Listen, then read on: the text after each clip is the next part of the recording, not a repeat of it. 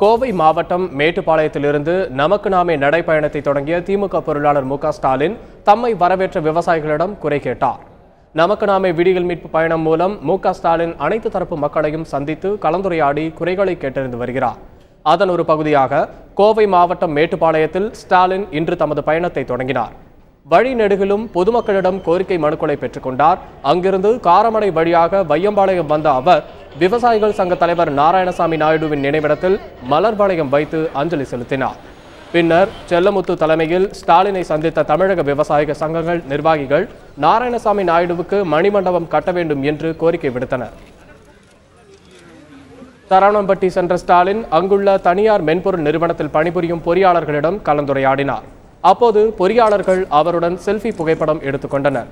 பின்னர் செய்தியாளர்களிடம் பேசிய ஸ்டாலின் அதிமுக ஆட்சியின் ஊழல்கள் குறித்து தம்மிடம் மக்கள் புகார் தெரிவித்து வருவதாக தெரிவித்தார்.